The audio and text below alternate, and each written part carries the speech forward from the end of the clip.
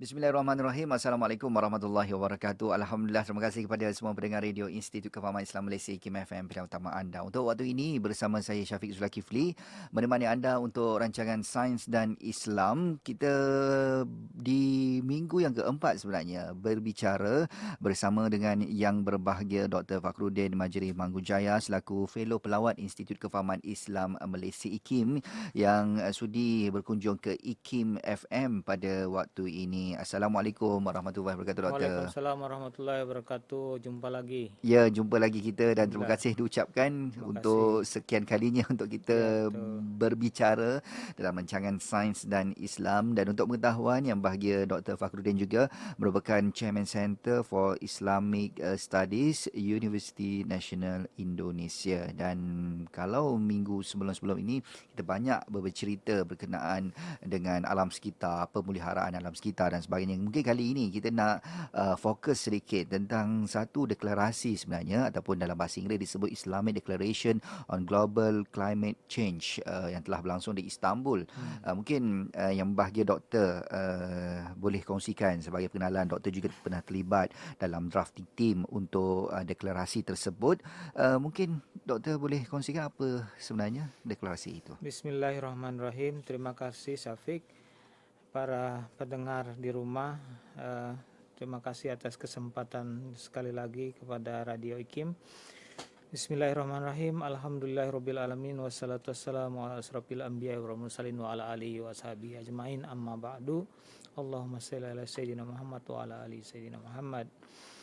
Saya dipahamkan tentang drafting team ya, itu saya salah satu dari 6 orang dari seluruh dunia Islam yang ikut menjadi drafting team untuk Islamic Declaration on Global Climate Change. Jadi ada 6 sebenarnya dari 6 negara.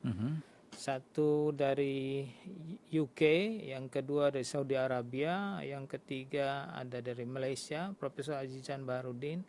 Dari Turki juga ada Profesor Ibrahim Ozdemir. Yang keempat saya dari Center for Islamic Studies di Indonesia. Yang seterusnya ada dari Maroko. Okay. Maroko, salah satu ilmuwan dari Maroko. Drafting nih jadi dibuat jauh sebelum deklarasi itu diadakan pada tarikh sekitar ya bulan-bulan seperti ini 3 tahun yang lalu di Istanbul. Jadi tarikh 17-18 Agustus.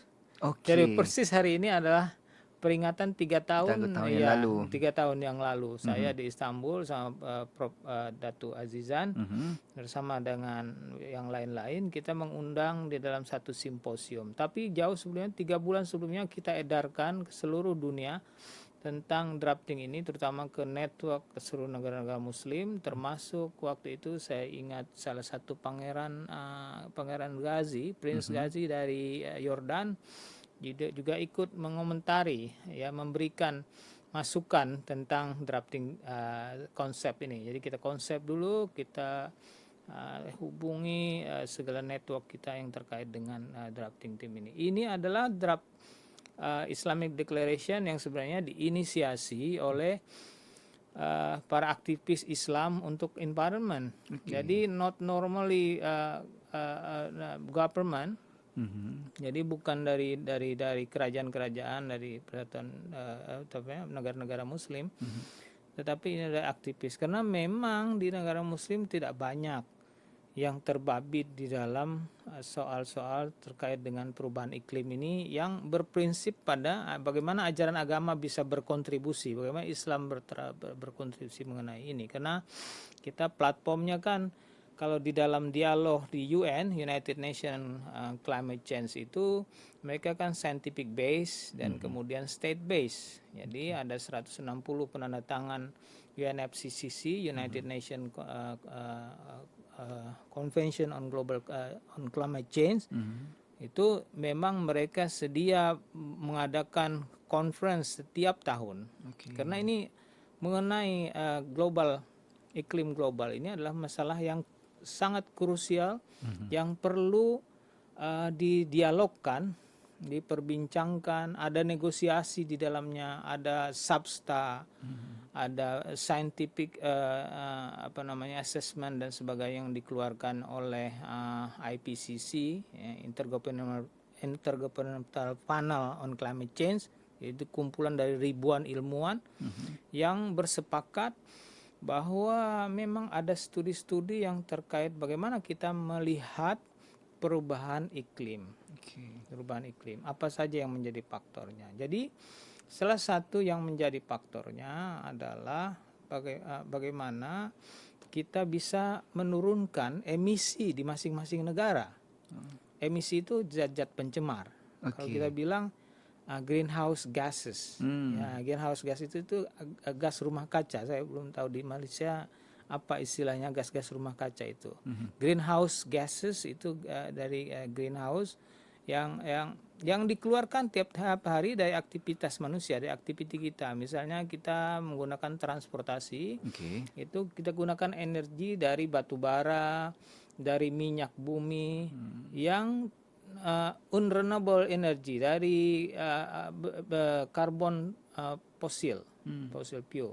Jadi minyak dan sebagainya itu menurut para ilmuwan adalah di samping tidak terbarukan and renewable energy, energi yang bisa habis dan tidak sustainable, tetapi juga berbahaya untuk menjaga keseimbangan bumi. Kita berbicara sebelumnya mengenai balance of nature itu. Jadi bumi ini ada atmosfer. Atmosfernya di dalam kondisi yang sangat ideal dan seimbang.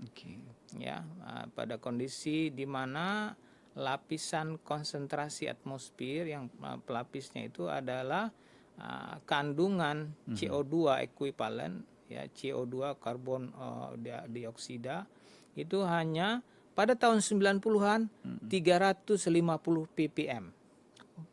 Tahun 90-an. Kita tahu tahun 90-an, kita tanya teman-teman kita dulu, orang tua-tua kita tahun 90-an itu di Malaysia seperti apa? Agak sejuk. Pergi ke Genting Highland dingin. Tanya lagi sekarang, agak hangat di Genting Highland. Tak begitu sejuk, jam 8, jam 10 tahun 90-an masih sejuk di Genting Highland. Tapi sekarang sudah panas. Ya, pasal pohon masih ada di situ. Tuhan, ini bukan masalah itu, masalah adanya perubahan iklim. Kenapa terjadi seperti itu? Disebabkan ini selimut bumi atmosfer tadi dari 350 meningkat menjadi 400 ppm. Sekarang hampir 398 menurut riset dari Maulana itu. Terus meningkat seiring dengan peningkatan konsentrasi gas-gas rumah kaca di atmosfer itu, lalu terjadi pula peningkatan suhu. Jadi seperti kita tambah selimut, tambah tebal, tambah panas kita. Ya, karena apa? Banyak sekali panas dari tubuh kita yang terperangkap di dalam. Jadi kalau matahari kemudian masuk, sebagian kan dia harus keluar. Tetapi lebih banyak lagi terperangkap karena tidak bisa keluar. Jadi kita efeknya akan lebih panas lagi. Nah, ini dikhawatirkan kalau atmosfer itu terus menebal, maka terjadi kekacauan. Ya, sehingga terjadi panas bumi yang meningkat. Diperkirakan kalau business as usual kita bisa 2 derajat. Yang paling kita bisa tolerir 1 derajat lah, katanya begitu. Sehingga ada adaptasi, ada mitigasi dan sebagainya. Adaptasi kita artinya adjust, ya. Jadi misalnya kita membuat bangunan-bangunan yang bisa tahan terhadap iklim. Kemudian ada pembibitan padi yang tahan terhadap perubahan cuaca dan sebagainya, anomali cuaca dan sebagainya, itu adaptasi. Kalau mitigasi kita mengurangkan, ya, bagaimana kita berdialog di dunia ini, sebab semua negara memerlukan energi, termasuk Malaysia, Indonesia demikian juga. Kita perlu energi, tapi bagaimana roadmap energi kita? Apakah semua kita pakai batu bara? Kemudian yang dirty energy itu dikatakan oleh aktivis lingkungan, kemudian kita buang itu, kita bakar, bawa ke atas ke atmosfer, mempertebal itu, atau kita beralih kepada energi terbarukan, sustainable energy. Itu jadi wacana kita ya di dalam deklarasi ini kita menghimbau karena asas-asasnya di dalam Al-Qur'an juga sudah jelas. Ya. Kita paham mengenai itu dan beberapa ilmuwan kita tidak bisa diam, kita kasih tahu umat Islam. Sebab itu kita bicara di dalam sains dan Islam. Sains itu ayat kauniyah yang dibicarakan ini orang-orang ilmuwan, karena itu sains itu kan netral ya dari semua aspek, karena itu kita membaca dari ayat-ayat Allah. Jadi inilah kita beritahukan bahwa kita ada deklarasi Islami mengenai perubahan iklim. Sudah diterjemahkan ke dalam bahasa Malaysia, bahasa Indonesia, bahasa Turki, bahasa Swahili, bahasa Arab juga, dan kita submit ini pada saat 2016 deklarasi COP 2016 mengenai Paris Agreement. Jadi ini sangat baik di tingkat internasional, tinggal kita tindak lanjut ke grassroots. Salah satunya upaya-upaya inilah kemarin kita berdialog di Masjid Ittihad, bagaimana kita bisa mengurangkan penjimatan ya energi dan sebagainya. Sebab kalau kita bisnis as usual nih bahaya juga kita, jadi semakin panas. Kita berkontribusi ya, kalau kita pun sudah mati legacy kita masih ada, karena kita juga 30 tahun itu masih ada di atas kalau emisi kita pakai. 30 tahun dia. Ada yang sampai ribuan tahun juga baru dia lepas ke atmosfer yang lain. Artinya kita harus menjimatkan energi, kita harus beralih kepada energi terbarukan, itu isunya. Jadi untuk menjaga keseimbangan bumi juga. Jadi keseimbangan bumi secara global. Jadi kita bagian dari umat manusia yang 1,6 miliar adalah muslim, 7 miliar seluruhnya adalah dengan umat-umat yang lain. Kita bagian umat Islam ya, kita berbagi berada di bumi ini, jangan membuat kerusakan gitu, karena kita misinya seperti itu. Okey, itu kita dapat faham daripada Islamic Declaration on Global Climate Change itu ada tindakan-tindakan ataupun perkara-perkara yang perlu kita prihatin, dan pastinya doktor ya, sebut tentang deklarasi ini, mengapa kita ni sebagai umat Islam perlu prihatin dan sedar terhadap perubahan iklim global khususnya ini. Umat Islam, tadi saya katakan beberapa minggu lalu kita berdialog bahwa posisi umat Islam ini banyak sekali di Asia Selatan dan Asia Tenggara. Apabila terjadi perubahan iklim yang masif, ini yang paling terdampak pertama-tama ada umat Islam. Sebab apa? Kita ini banyak sekali yang berada di pinggir-pinggir pantai. Indonesia itu banyak sekali di pinggir kepulauan. Negara kita negara kepulauan. Orang yang di benua mungkin bisa lari ke tengah. Ya, sudah ada skenario itu sebenarnya. Dibuatkan simulasi kalau sekian derajat naik, sekian meter laut naik. Terjadi pelelehan ya. Pelelehan ice melting dan seterusnya. Dan kita lihat itu sekarang walaupun tidak masif, kalau sudah bulan-bulan seperti ini itu ombak naik luar biasa tinggi ya. Anda lihat di media sosial kadang-kadang orang posting ya, kemarin di Bali itu ada yang melewati pura. Tidak semestinya seperti itu, karena pura itu shrine-nya orang-orang Hindu itu di tengah laut biasanya, itu sampai ke atas atapnya lewat. Ya, mengejar turis-turis itu gelombangnya. Betul. Itu luar biasa. Itu bukti climate change is real kita bilang. Dan beberapa tempat di Jakarta itu sudah mulai terendam. Ya, kecil banyak yang sudah jadi rob, ya kita bilang rob, air naik ke laut. Ya, ini sudah terjadi demikian, dan kita lihat sepanjang tahun tuh sering sekali terjadi anomali. Anomali itu artinya pergeseran atau keanehan ya, keanehan dari cuaca yang tidak bisa menduga kita juga tidak bisa lagi sekarang bertanam, ini musim tanam, besok musim panen. Ya. Dah tak ada lah istilahnya. Ada istilah itu karena kita melihat cuaca sekarang kita tidak menentu. Jadi cocok tanam pun harus beradaptasi dengan lingkungan seperti itu, karena umat Islam itu terdampak juga, merupakan bagian dari itu. Jadi negara-negara Eropa seperti Jerman, mereka sudah mulai zero emission ya. Saya kemarin ke Oslo Denmark ya. Mereka mencanangkan 2020 udah zero emission. Jadi mereka sudah memang ganti lifestyle, ada tenaga angin, ada jadi mereka memang negara maju, teknologi dan kepintaran mereka ada. Nah, inilah yang didialogkan di dalam forum perubahan iklim itu. Ada transfer of technology, ada pendanaan sebagainya. Ya, kita bilang kita punya hutan di Malaysia, di Indonesia kita punya hutan. Kalau kita tidak mau tebang hutan kita kemudian untuk jadikan sawit, apa kompensasinya buat kita? Ya, kita dialogkan sana. Oke, kalau ini kamu harus bayar offset karbon. Ya, kita piara hutan, kamu karena kita we have one planet.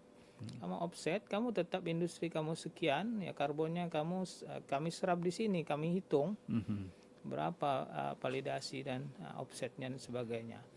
Mau bayar kami karena kami tidak dapat pendapatan kalau kami tebang kemudian bikin sawit, bisa dapat income. Nah, itulah ada inisiatif carbon trade dan sebagainya itu. Jadi tapi ini negosiasi yang sangat panjang dan kemudian tidak mudah juga implementasinya karena kita melibatkan stakeholder dan juga policy making di dalam tingkat-tingkat nasional dan regional, di multilateral agreement dan sebagainya. Jadi karena ini itulah kita perlu berbagi, ya, sharing, berbagi bagaimana kehidupan ini antara negara, berdialog setiap tahun. Itu nanti di Cancun kalau tidak salah itu ya, di Polandia nanti. Sebelumnya itu di Paris lagi, sebelumnya di tahun 2016 itu di Maroko, di Marrakesh. Saya ikut waktu itu dan saya ikut melaunching Green Hut apps.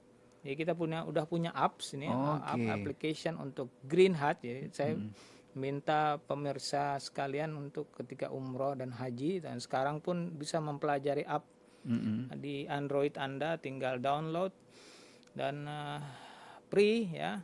Apa namanya?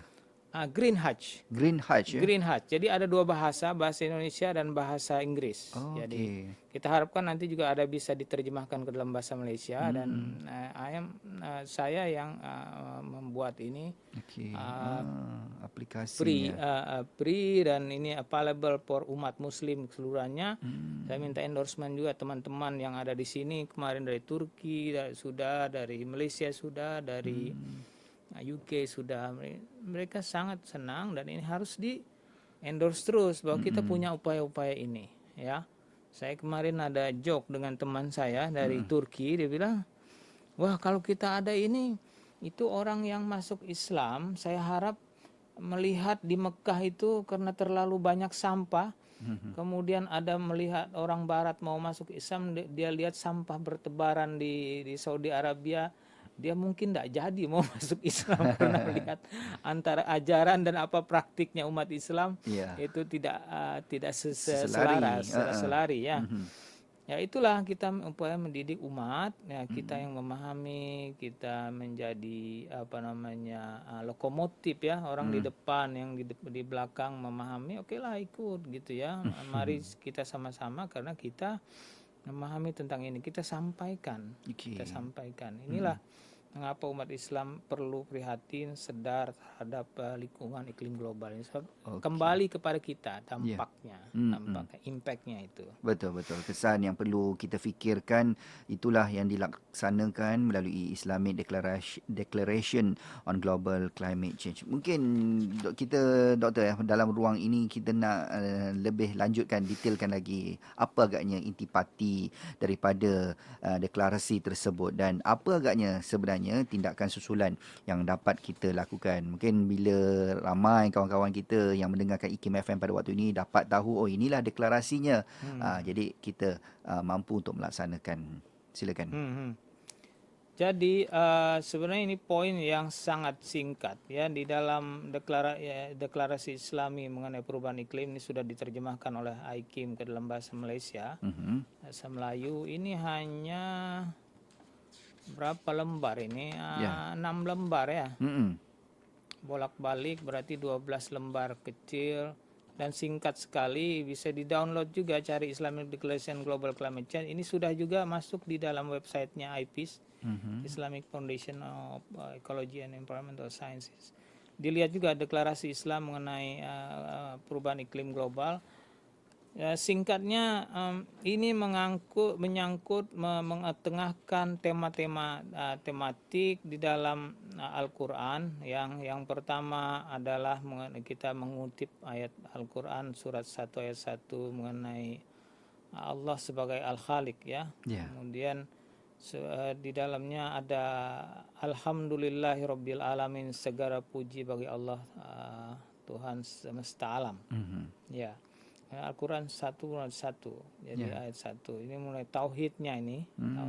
Jadi asas ini memang bahwa kita tahu bahwa bumi ini diciptakan dan kita ini sebagai apa yang diciptakan, kita harus menyembah Allah sebagai pencipta, Allah sebagai Khalik. Di sini ada prinsip-prinsip. Jadi prinsip-prinsip Al-Quran dan keseimbangan ekosistem ada di sini, keseimbangan bumi ada di sini, dan juga di sini ada ayat-ayat lain yang terkait dengan bagaimana kita kembali kepada tabi'i, fitrah, fitrah, ya, fitrah ciptaan Allah, sehingga dikatakan di dalam Al-Quran surat 30 ayat 30, maka hadapkanlah wajahmu dengan lurus kepada agama Islam sesuai dengan fitrah Allah, disebabkan Dia telah menciptakan manusia menurut fitrah itu. Ya, tidak ada perubahan-perubahan pada ciptaan Allah, itulah agama yang lurus, tetapi kebanyakan manusia tidak mengetahui. Jadi kita kembali kepada fitrah, itu himbauan daripada deklarasi ini, artinya kembali kepada ajaran kita untuk menjimatkan bagaimana kita hidup di bumi dan seterusnya. Lalu ada seruan di sini. Jadi ada komponen pendahuluan, ada ketegasan. Nah, kami menegaskan, kemudian yang berasaskan Quran, kemudian kami menyeru. Ya, ini para ilmuwan menyeru. Yang pertama menyeru kepada COP, Conference of Parties, semua negara-negara. Yang kedua menyerukan khusus ke negara-negara yang mengeluarkan minyak. Nah, ini pemimpin supaya mengurangkan pemakaian, menjimatkan pemakaian minyak, untuk kemudian mendorong kepada ekonomi hijau, green economy. Ya, asasnya adalah renewable energy, energi terbarukan, green energy. Kemudian kami menyeru rakyat dan pemimpin semua negara. Di situ ada klausul yang ketiga. Klausul yang keempat, kami menyeru syarikat-syarikat sektor keuangan dan perniagaan. Ya, ini karena itu berkaitan dengan lifestyle ya. Dan akhirnya kami menyeru, yang kelima, kami menyeru kepada pihak bersama dalam kami usaha bekerja sama dengan persaingan yang sehat. Yang ketiga, yang keenam, itu yang kelima tadi, yang keenam, kami menyeru kepada seluruh umat Islam di mana sahaja mereka berada, termasuklah ketua negara, pemimpin politik, komuniti perniagaan, delegasi UNFCCC, pemimpin agama dan ulama, jamaah masjid, wakaf di dalam Islam, pendidik, institusi pendidikan, ketua komuniti, aktivis masyarakat, badan bukan kerajaan, ya, NGOs maksudnya, media dan komunikasi, untuk bersama-sama merubah kelakuan, cara berpikir, mencari puncak perubahan iklim, pencemaran alam sekitar dan kehilangan biodiversity dalam lingkungan pengaruh mereka, dengan mengikut contoh Nabi Muhammad SAW yang memberi penjelasan kepada cabaran yang dihadapi kini. Tuhan berfirman di dalam Al-Quran, dan janganlah engkau berjalan di muka bumi dengan sombong, karena sesungguhnya engkau tidak akan dapat menembus bumi dan tidak pula mampu menjulang setinggi gunung. Jadi jangan berlaku sombong dan menghabis-habiskan sumber daya tadi ya. Kemudian diingatkan pula oleh hadis Rasul, sesungguhnya dunia adalah manis dan menghijau, dan sesungguhnya Allah menjadikan kalian sebagai khalifah di bumi maka Allah akan melihat apa yang kamu perbuat. Ya, jadi himbauan di dalam deklarasi Islami mengenai perubahan iklim ini adalah himbauan pada dasarnya kita untuk merubah kelakuan, Ya. cara berpikir, Mm-mm. ya, mindset and behavior, ya, behavior change, ya. Dari kemarin kita harapkan ada perubahan lah. Jadi Betul. bagaimana kita berlaku, timbang-timbang kita perlu apa tidak dan lain-lain. Karena kita semuanya ada track change dan apa namanya jejak, rekam jejak kita bilang, ya, ecological footprint, ya, semuanya ada, ya, semuanya seperti itu, ya. Okey, Itu baik, ya. itu dia serba sedikit doktor dah kongsi dengan kita antara deklarasi dalam Islamic Declaration on Global Climate Change. Pasti mungkin boleh dimuat turun seperti mana yang doktor nyatakan tadi bagi kita faham lebih lanjut lagi berkenaan dengan Islamic Declaration tersebut. Dan mungkin sebagai terakhir ini, kita tahu kita sebagai umat Islam apa agaknya yang dapat kita sumbangkan, terutamanya melihat daripada tokoh-tokoh ulama dalam usaha penyampaian tentang Islamic Declaration ini. Mungkin doktor ada kajiannya Ya, ataupun umat Islam mempunyai leader, dan leader itu pada orang alim mereka, para tokoh ulama mereka, dan mereka lah yang biasanya didengar nasihatnya. Ya. Dengan adanya Islamic Declaration on Global Climate Change, waktu kemarin kita juga ada beberapa mufti yang datang ketika di Istanbul. Ada mufti dari Saudi Arabia ada datang, saya lupa namanya. Kemudian ada juga dari Lebanon, kemudian ada juga dari negara Afrika. Di dalam institusi-institusi berbeda di berbagai negara, seperti halnya di Indonesia kita ada mufti dalam Persatuan Majelis Ulama Indonesia, dan ini kita sampaikan di sana. Waktu datang kemarin Ketua Majelis Ulama Indonesia Profesor Din Samsudin, waktu itu beliau adalah Ketua Majelis Ulama Indonesia. Beliau datang juga menandatangani deklarasi ini dan ikut di dalamnya. Dan apa sumbangan utama tokoh-tokoh ulama ini adalah mendiseminasikan ini, ya. Jadi memang ulama mempunyai peran penting.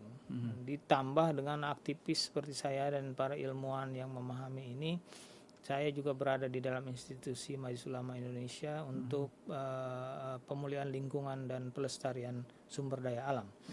Jadi dalamnya kita kasih masukan, feedback dan sebagainya, sehingga keluarlah fatwa tentang hukum pembakaran hutan dan lahan.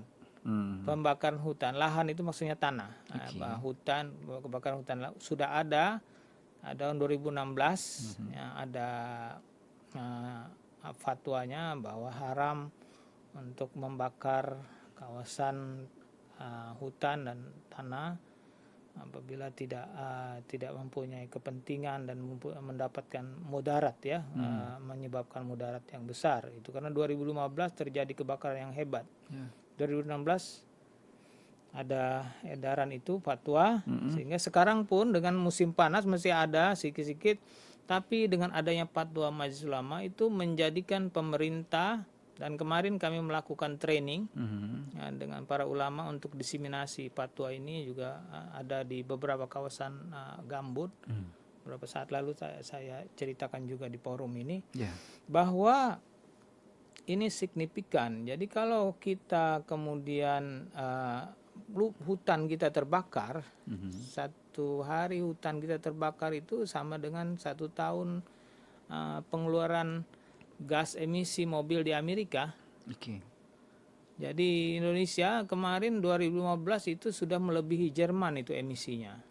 Ya, emisi tahunannya Jerman. Hanya kita terbakar hutan beberapa bulan saja. Beberapa minggu. Itu krusial sekali untuk perubahan iklim.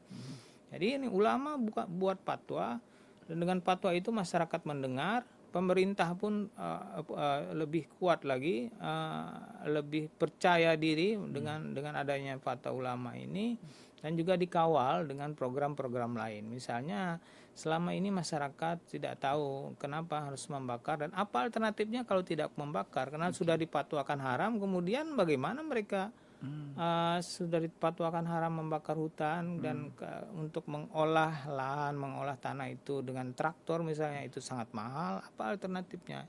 Jadi diiringi dengan program yang lain, sehingga kita lihat walaupun musim panas sekarang 2016, 2017 ya, 2018 sekarang ya 3 tahun ya tidak ada jerebu, alhamdulillah, sampai ke Malaysia. Ya, kalau kemarin kita kalang kabut nih. Masa-masa seperti ini pasti ada jerebu. Betul. Sudah. Ya alhamdulillah ini di samping ada juga ketegasan dari penguasa negara, presiden, jadi itu juga melibatkan tentara. Melibatkan tentara langsung. Kalau ada asap sedikit ya langsung, apalagi sekarang mau Asian Games, ya kita malu kalau sampai terjadi kebakaran hutan. Tapi begitulah kerjasama ulama dalam hal ini menyampaikan sudah karena ini dampaknya secara global juga sangat krusial, sangat besar.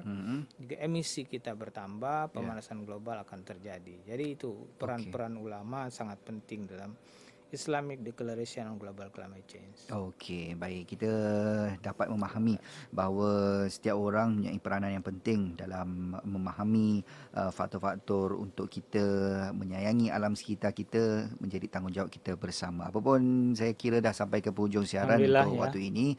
Saya ucapkan terima kasih kepada Yang Bahagia Dr. Fakhruddin Majri Manggujaya. Ada kesempatan kita bertemu lagi. Terima kasih kerana sudi melawat di Institut Kefahaman Islam Malaysia selaku fellow pelawat IKIM, dan insya-Allah kita akan bertemu lagi pada lain waktu dan ketika. Terima kasih kepada semua yang mengikuti kami selama ini untuk rancangan Sains dan Islam Jumpa Lagi. Assalamualaikum warahmatullahi wabarakatuh. Waalaikumsalam warahmatullahi wabarakatuh. Terima kasih.